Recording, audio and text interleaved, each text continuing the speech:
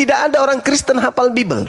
Karena kapan Biblenya itu ada di otaknya, maka dia akan keluar dari Kristen. Minimal mereka menjadi ateis atau agnostik. Kenapa? Karena Bible itu justru akan mengantarkan manusia meninggalkan ketuhanan terhadap Yesus. Karena di dalam Bible Yesus itu bukan Tuhan. Yesus itu hanya utusan Tuhan. Contoh, 1 Timotius 6 nomor 16. Silakan Anda hafalkan ini kalau Anda berani. Lalu tunjukkan Yesus bisa nggak duduk di situ. Anda tidak akan pernah bisa. Jadi kalau ada pertanyaan kepada pendeta, kenapa pendeta itu tidak menghafal Bible?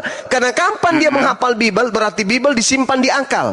Kalau Bible disimpan di akal, orang itu akan keluar dari Kristen. Makanya jangan dihafal, dipilih-pilih aja yang baik-baik, yang menurutnya bisa melahirkan dan menghadirkan perpuluhan. Jangan sekali-kali Bible itu dihafal, jangan. Karena kapan kau menghafal Bible, kamu akan keluar dari agama Kristen. Makanya Bang Suma lebih hafal Bible daripada Kristen, karena Bang Suma menyimpan di akal. Kalau orang Kristen mau pendeta, pastor atau apapun titelnya, tidak akan menyimpan Bible di otaknya. Karena kalau dia menyimpan Bible di otaknya, dia akan menjadi seorang mu'alaf. Tunjukkan pendeta yang ada di Indonesia yang bisa hafal Bible. Biar saya hitung-hitungan berapa data yang kami hafal. Iya, betul. Siapa? Gini Gak ada. Iya. Karena kapan Bible disimpan? Contoh. Saya seorang pendeta ya. Saya contoh nih, satu menit bergiliran kita. Siap. Contoh 1 menit. Contoh, saya seorang pendeta membaca 1 Timotius 6 nomor 16. Dialah satu-satunya yang tidak takluk kepada maut.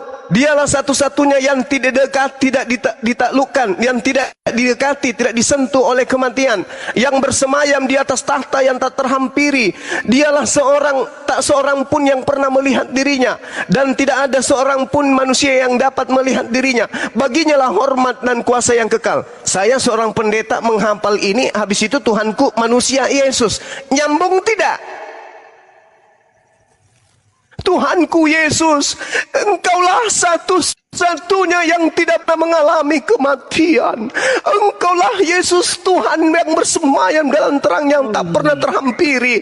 Engkaulah Yesus Tuhan, seorang pun tidak pernah melihat Engkau, dan tidak ada seorang pun yang pernah melihat Engkau, wahai Yesus. Engkaulah yang sangat terhormat dan Engkaulah yang kekal. Pendetanya gila berarti.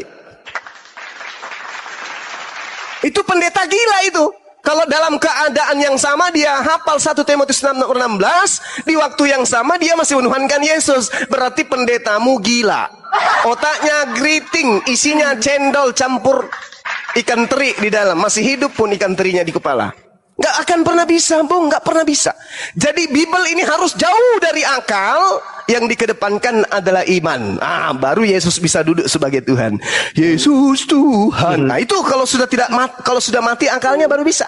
Tapi kalau akalnya masih hidup, percaya sama Bang Suma. Saya menghadap ke sana, no. Saya katakan kalau Bible ada di kepala, mustahil